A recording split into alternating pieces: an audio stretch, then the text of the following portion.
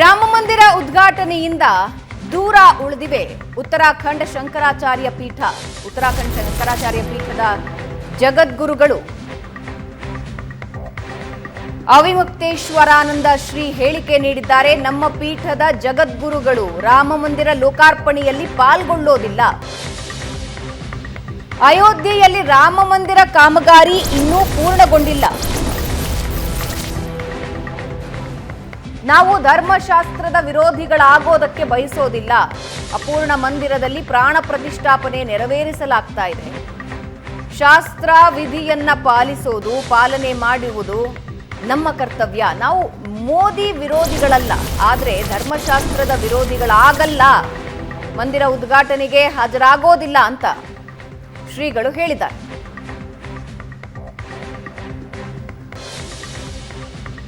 ಯಾರ್ಯಾರು ಏನು ಹೇಳಿಕೆಗಳನ್ನ ನೀಡಿದ್ದಾರೆ ಕೇಳಿಸ್ಕೊಳ್ಳಿ.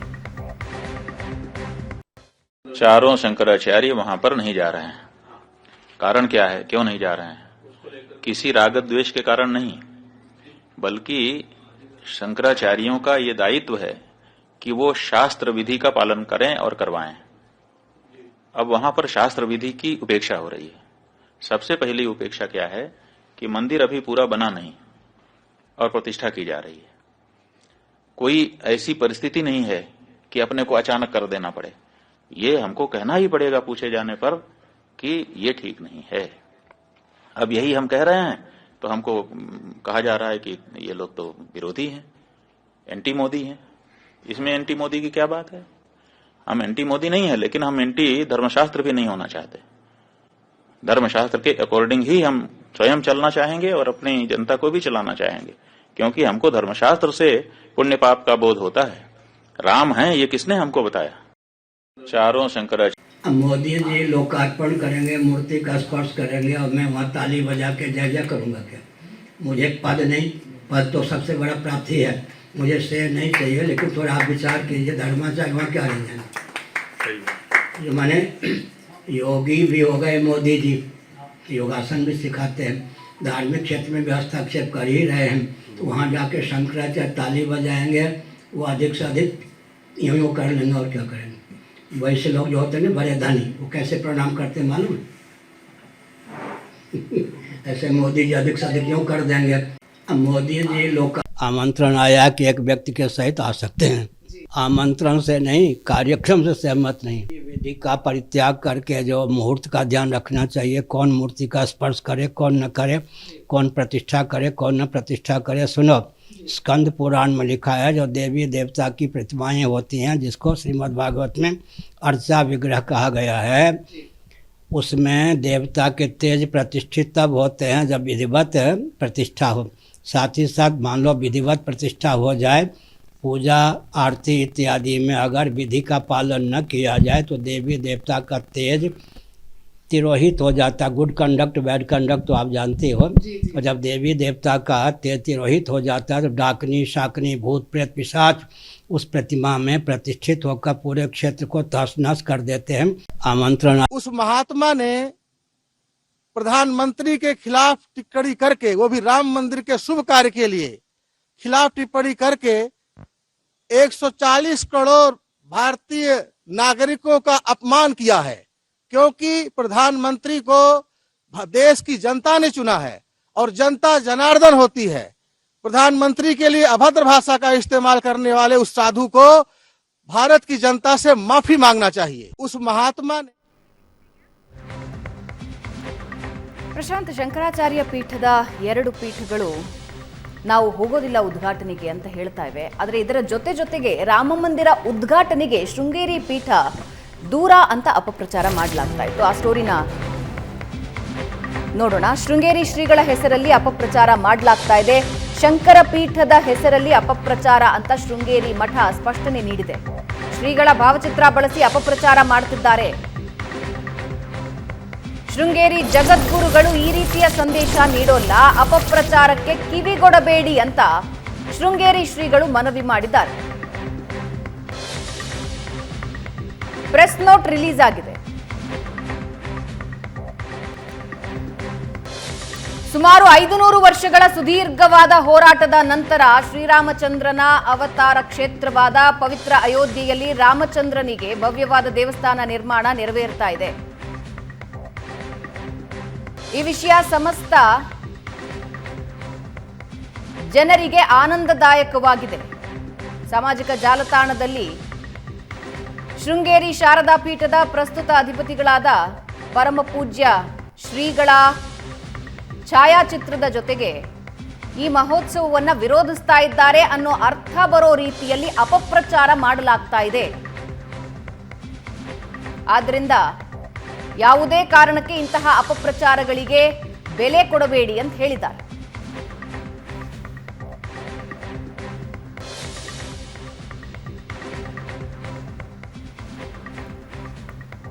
ಒಂದು ಕಡೆ ಉದ್ಘಾಟನೆಗೆ ಇನ್ನೇನು ಕೆಲವೇ ದಿನಗಳು ಬಾಕಿ ಇದೆ ಪ್ರಶಾಂತ್. ಇದರ ಜೊತೆಗೆ ವಿವಾದವೂ ತಳಕು ಹಾಕೊಳ್ತಾನೆ ಇದೆ. ಶಂಕರಾಚಾರ್ಯ ಪೀಠದ 2 ಪೀಠಗಳು ಉದ್ಘಾಟನೆಗೆ ಹೋಗೋದಿಲ್ಲ ಅನ್ನೋದನ್ನ ಸ್ಪಷ್ಟಪಡಿಸ್ತಾ ಇದ್ದಾರೆ. ಜೊತೆಗೆ ಶೃಂಗೇರಿ ಪೀಠದ ಶ್ರೀಗಳು ಹೋಗ್ತಿಲ್ಲ ಅನ್ನೋ ಒಂದು ಅಪಪ್ರಚಾರ. ಹೆಂಗ್ ನೋಡ್ತೀರಿ ಈ ವಿಷಯ ನೀವು? ನೋಡಿ, ಇದು ಸರ್ವೇ ಸಾಮಾನ್ಯ. ಭಾರತದಂಥ ಒಂದು 140 ಕೋಟಿ ದೇಶ ಇರ್ತಕ್ಕಂಥ ಜನಸಂಖ್ಯೆ ಇರ್ತಕ್ಕಂಥ ದೇಶ, ಸಾವಿರಾರು ಪೂಜಾ ಪದ್ಧತಿಗಳು, ಸಾವಿರಾರು ಮಠಗಳು ಇರ್ತಕ್ಕಂಥ ದೇಶದಲ್ಲಿ ಎಲ್ಲರೂ ಒಂದೇ ಅಭಿಪ್ರಾಯಕ್ಕೆ ಬರಬೇಕು ಅಂತಕ್ಕಂಥ ಅಪೇಕ್ಷೆಯೇ ಒಂದು ರೀತಿಯಾಗಿರ್ತಕ್ಕಂಥ ಅದು ಗುರಿ ಮುಟ್ಟದೇ ಇರುವ ಅಪೇಕ್ಷೆ. ನಾನಾ ರೀತಿಯ ಅಭಿಪ್ರಾಯಗಳು ನಿಶ್ಚಿತವಾಗಿವೆ. ಈಗ ಒಂದು ಉತ್ತರಾಖಂಡದ ಶಂಕರಾಚಾರ್ಯರು ಹೇಳ್ತಾ ಇದ್ದಾರೆ, ಇಲ್ಲ ಇದೇ ಮುಹೂರ್ತದಲ್ಲಿ ಯಾಕೆ ಮಾಡಬೇಕಿತ್ತು, ರಾಮನವಮಿಗೆ ಮಾಡ್ಬೋದಿತ್ತು, ಅಥವಾ 2024 ನಂತರ ಮಾಡಬಹುದಿತ್ತು. ಒಂದು ಅರ್ಥದಲ್ಲಿ ಸರಿ ಇದೆ. BJP 2024 ಚುನಾವಣೆಗೆ ಮುಂಚೆ ರಾಮ ಮಂದಿರದ ಒಂದು ವಾಗ್ದಾನವನ್ನು ಈಡೇರಿಸಬೇಕು ಅನ್ನುವ ಕಾರಣಕ್ಕೋಸ್ಕರ ಜನವರಿಯಲ್ಲಿ ಈ ಒಂದು ಉದ್ಘಾಟನೆಯನ್ನು ನಡೆಸ್ತಾ ಇದೆ. ಆ ಕಾರಣಕ್ಕೋಸ್ಕರ ಈ ಮುಹೂರ್ತವನ್ನು ಆಯ್ಕೆ ಮಾಡಿಕೊಳ್ಳ ಎಲ್ರಿಗೂ ಗೊತ್ತಿರುವ ವಿಷಯ. ಅಂದರೆ ಪಾಲಿಟಿಸೈಸೇಷನ್ ಕಾಂಗ್ರೆಸ್ನಿಂದ ನಡೀತಾ ಇದೆ ಅಂತಲ್ಲ, ಅದು BJPಯಿಂದ ಕೂಡ BJP ಇದರ ಲಾಭವನ್ನು ತೆಗೆದುಕೊಳ್ತಕ್ಕಂಥ ಪ್ರಯತ್ನ ಮಾಡ್ತಾ ಇದೆ. ಆ ಸಂದರ್ಭದಲ್ಲಿ ಹೋಗಬೇಕೋ ಬೇಡವೋ ಅಂತಕ್ಕಂಥ ಒಂದು ವಿವೇಚನೆಯ ಪರಮಾಧಿಕಾರ ಪ್ರತಿಯೊಬ್ಬನಿಗೂ ಇದೆ. ಹೋಗದೇ ಇದ್ದರೆ ತಪ್ಪು, ಹೋದರೆ ಮಾತ್ರ ಸರಿ ಅಂತಕ್ಕಂಥದ್ದೇನು ಅಂದರೆ ನನಗನ್ಸುತ್ತೆ ಇದು ಸಾಮಾನ್ಯವಾಗಿ ನೀವು ನೋಡಿ, ಯಾವುದೇ ಒಂದು ಕಾರ್ಯಕ್ರಮದಲ್ಲಿ ಧರ್ಮಗುರುಗಳನ್ನು ಕರಿಬೇಕಾದ್ರೆ ಸಾಕಷ್ಟು ಮುತುವರ್ಜಿಯನ್ನು ವಹಿಸಬೇಕಾಗುತ್ತೆ.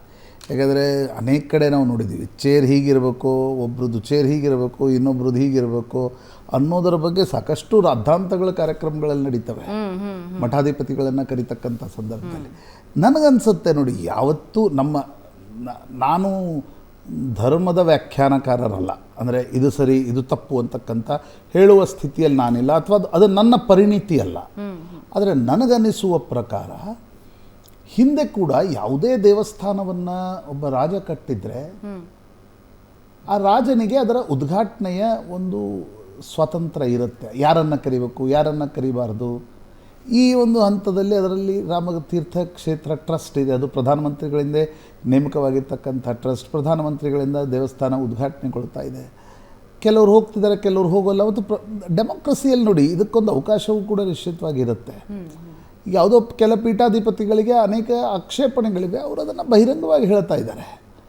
ಆದರೆ ನನಗನ್ಸುತ್ತೆ ಕೆಲವರಿಗೆ ಈಗ ನಾನ್ ಪೊಲಿಟಿಕಲ್ ಪೀಠಗಳು ಸಾಕಷ್ಟಿವೆ. For example Sringeri non political ಅನ್ನೋಕ್ಕಿಂತ ಅಪೊಲಿಟಿಕಲ್ ಅನ್ನೋದು ಸೂಕ್ತ. ಅಲ್ಲಿ ರಾಜೀವ್ ಗಾಂಧಿನೂ ಹೋಗ್ತಿದ್ರು, ಪ್ರಧಾನಿ ನರೇಂದ್ರ ಮೋದಿನೂ ಹೋಗಿದ್ದಾರೆ, BJPಯವರು ಹೋಗಿದ್ದಾರೆ, ಕಾಂಗ್ರೆಸ್ನವರು ಹೋಗಿದ್ದಾರೆ. ಅವರು ನನಗನ್ನಿಸುವ ಪ್ರಕಾರ ಶೃಂಗೇರಿ ಪೀಠ ಭಾಳ ಮೊದಲಿಂದ ಸ್ಪಷ್ಟಪಡಿಸಿದೆ, ನಮಗೆ ಯಾವುದೇ ರೀತಿಯಾಗಿರ್ತಕ್ಕಂಥ ಪೊಲಿಟಿಕಲ್ ಇದರಲ್ಲಿ ನೀವು ತರಬೇಡಿ, ನಾವು ಅದರಲ್ಲಿ ಬೀಳಲ್ಲ ಅಂತಕ್ಕಂಥದ್ದನ್ನು. ಹಾಗಿರುವಾಗ ಆ ಸ್ಟ್ಯಾಂಡನ್ನು ಅವರು ಈಗ ಶೃಂಗೇರಿ ಪೀಠ ಜಗದ್ಗುರುಗಳು ಕಾರ್ಯಕ್ರಮದಲ್ಲಿ ಪಾಲ್ಗೊಂಡ್ರೆ ಬೆಂಬಲ ಅಂತಕ್ಕಂಥದ್ದೇನು ನಾವು ಗ್ರಹಿಸುವ ಅಗತ್ಯ ಇಲ್ಲ. ಹೀಗಾಗಿ ನಿನ್ನೆ ಶೃಂಗೇರಿ ಪೀಠವು ಸ್ಪಷ್ಟಪಡಿಸಿದೆ. ಇದು ಯಾಕೆ ಗೊಂದಲ ಸೃಷ್ಟಿಯಾಯಿತು ಅಂದರೆ, ಈ ಜ್ಯೋತಿರ್ಮಠ ಉತ್ತರಾಖಂಡದ ಸ್ವಾಮೀಜಿ ಹೇಳಿದರು 4 ಶಂಕರಾಚಾರ್ಯರು ಈ ಕಾರ್ಯಕ್ರಮದಲ್ಲಿ ಪಾಲ್ಗೊಳ್ಳಲ್ಲ. ಅಲ್ಲಿಂದ ಈ ವಿವಾದ ಶುರುವಾಯಿತು. ಗೋವರ್ಧನಪುರಿ ಏನಿದ್ದಾರೆ ಆ ಸ್ವಾಮೀಜಿ, ಅಲ್ಲಿ ಹಿರಿಯ ಸ್ವಾಮೀಜಿ ಮತ್ತು ಕಿರಿಯ ಸ್ವಾಮೀಜಿ ನಡುವೆ ಅದು ಗೊಂದಲ ಇದೆ.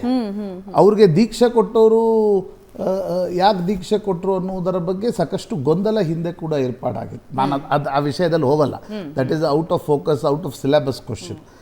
ಆದರೆ ಇವತ್ತಿನ ಪರಿಸ್ಥಿತಿಯಲ್ಲಿ ನನಗನ್ಸುತ್ತೆ ಈ ಸ್ವಾಮಿಗಳ ನಡುವಿನ ಒಂದು ರೀತಿಯ ತಿಕ್ಕಾಟ ಮೊದಲಿನಿಂದ ಕೂಡ ಇದ್ದೇ ಇದ್ದದ್ದೇ. ಇದೆ, ಹೌದು. ಆಮೇಲೆ ಈ ರೀತಿಯಾಗಿರ್ತಕ್ಕಂಥ ಒಂದು ದೊಡ್ಡ ಕಾರ್ಯಕ್ರಮದ ಸಂದರ್ಭದಲ್ಲಿ ಸಣ್ಣ ಕಿಡಿಯೂ ವಿವಾದದ ಸ್ವರೂಪವನ್ನು ಪಡೆದುಕೊಳ್ಳುತ್ತೆ.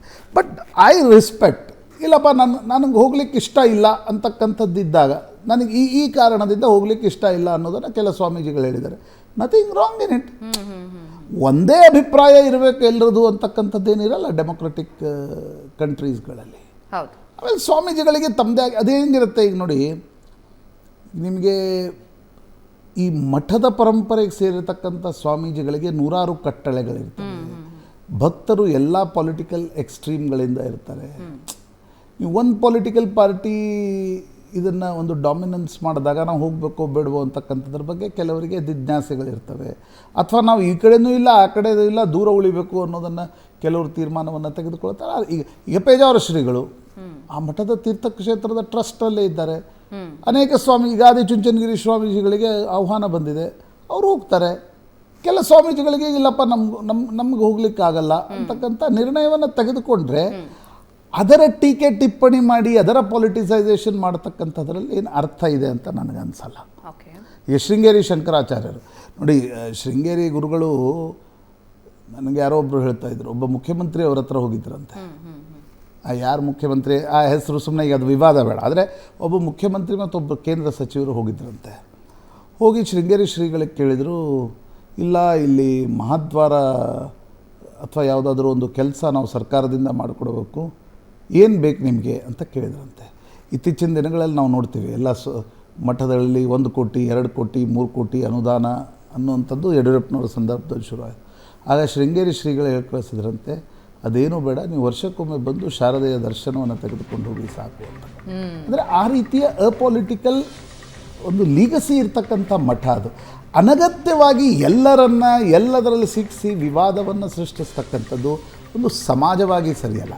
ರಾಜಕೀಯ ಪಕ್ಷಗಳ ನಡುವೆ ಇರುತ್ತೆ, ಹೋದ್ರೇನು ಹೋಗದೇ ಇದ್ರೇನು ಇದರ ಚರ್ಚೆ ನಡೀಲಿ, ಇದೊಂದು ರಾಜಕೀಯವಾಗಿರ್ತಕ್ಕಂಥ ಒಂದು ಚರ್ಚೆ. ಆದರೆ ಅನಗತ್ಯವಾಗಿ ಎಲ್ಲರನ್ನ ಕರ್ಕೊಂಡು ಬಂದು ಇವರು ಹೋದರೆ ಧರ್ಮದ್ವೇಷಿಗಳು, ಹೋಗದೇ ಇದ್ದರೆ ಆ ಒಂದು ಪಟ್ಟ ಕಟ್ಟತಕ್ಕಂಥದ್ದಿದೆಯಲ್ಲ, ಅದು ಸೊಸೈಟಿ ದೃಷ್ಟಿಯಿಂದ ಒಳ್ಳೆಯ ಸಂಗತಿ ಅಲ್ಲ. ಯಾರಿಗೆ ಹೋಗ್ಲಿಕ್ಕೆ ಇಷ್ಟ ಇಲ್ವೋ ಅವ್ರಿಗೆ ಅದನ್ನು ಹೇಳುವ ಸ್ವಾತಂತ್ರ್ಯ ಇದೆ, ಅವ್ರನ್ನ ಬಹಿರಂಗವಾಗಿ ಹೇಳ್ತಾ ಇದ್ದಾರೆ. ಯಾರಿಗೆ ಹೋಗ್ಲಿಕ್ಕೆ ಇಷ್ಟ ಇದೆಯೋ ಅವ್ರಿಗೆ ಹೋಗುವ ಸ್ವಾತಂತ್ರ್ಯ ಇದೆ. ಆ ಹೋಗುವ ಅಥವಾ ಹೋಗದೇ ಇರುವ ನಿರ್ಣಯದಲ್ಲಿ ನೀವು ಅವರ ಧರ್ಮದ ವ್ಯಾಖ್ಯೆಯನ್ನು ಮಾಡತಕ್ಕಂಥದ್ದು, ಅವರು ಧಾರ್ಮಿಕರು ಇವರ ಧಾರ್ಮಿಕರು ಅಥವಾ ಧರ್ಮದ್ವೇಷಿಗಳು ತಕ್ಕಂಥ ವ್ಯಾಖ್ಯೆಯನ್ನು ಮಾಡ್ತಕ್ಕಂಥದ್ದು ಸಮಾಜದ ದೃಷ್ಟಿಯಿಂದ ಸರಿಯಲ್ಲ ಅಂತ ನಾನು. ಕೆಲವೊಬ್ಬರು ಇಲ್ಲಪ್ಪ ನಾವು ಮಧ್ಯದಲ್ಲಿ ನಿಂತ್ಕೊಳ್ತೀವಿ, ಇದು BJP ಇದನ್ನು ಜಾಸ್ತಿ ಪೊಲಿಟಿಸೈಸ್ ಮಾಡ್ತಾ ಇದೆ ಅಂತ ಹೋಗ್ಲಿಕ್ಕಿಲ್ಲ. ರಾಮ ಮಂದಿರದ ಉದ್ಘಾಟನೆಗೆ ನಮ್ಮ ಬೆಂಬಲ ಇದೆ, ಆದರೆ BJP ಇದನ್ನು ಪೊಲಿಟಿಸೈಸ್ ಮಾಡ್ಕೊಳ್ತಾ ಇದೆ. ಅದನ್ನು ಹೇಳುವ ಅಧಿಕಾರ ಪ್ರತಿಯೊಬ್ಬನಿಗೆ ಇರಲೇಬೇಕಲ್ಲ. ಎಸ್. ಇನ್ನು ಕೆಲವೇ ದಿನಗಳು ಬಾಕಿ ಇದೆ ರಾಮ ಮಂದಿರ ಉದ್ಘಾಟನೆಗೆ. ಏಷ್ಯಾನೆಟ್ ಸುವರ್ಣ ನ್ಯೂಸ್ನಲ್ಲೂ ಕೂಡ ಈ ಕುರಿತಾಗಿ ಬಹಳ ಸುಂದರ ಕಾರ್ಯಕ್ರಮಗಳು ನಿಮಗೋಸ್ಕರ ಕಾಯ್ತಾ ಇರುತ್ತವೆ. ಸೊ ಏಷ್ಯಾನೆಟ್ ಸುವರ್ಣ ನ್ಯೂಸ್ನ ನೋಡ್ತಾ ಇರಿ. ಒಂದು ಚಿಕ್ಕ ಬ್ರೇಕ್ ತಗೋಣ ವೀಕ್ಷಕರೇ. ಬ್ರೇಕ್ನ ನಂತರ ಎಲೆಕ್ಷನ್ ವಿಷಯದಲ್ಲಿ ಏನೇನಾಗ್ತಾ ಇದೆ, ಲೋಕಸಭೆ ಅಭ್ಯರ್ಥಿಗಳ ಅಯೋಧ್ಯಾಕಾಂಡ, ಇವತ್ತಿನಿಂದ ಅಯೋಧ್ಯಾಕಾಂಡ ರಾತ್ರಿ 9:30ಕ್ಕೆ ಪ್ರಸಾರ ಆಗುತ್ತೆ. ಮಿಸ್ ಮಾಡದೆ ನೋಡಿ.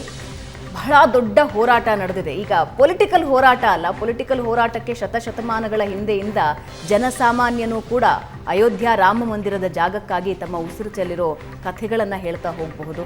ಅದನ್ನು ಪ್ರತಿದಿನ ರಾತ್ರಿ 9:30ಕ್ಕೆ ಮಿಸ್ ಮಾಡದೆ ನೋಡಿ. ಇದೊಂದು ಚಿಕ್ಕ ಬ್ರೇಕ್ನ ನಂತರ ಮತ್ತಷ್ಟು ಸುದ್ದಿ.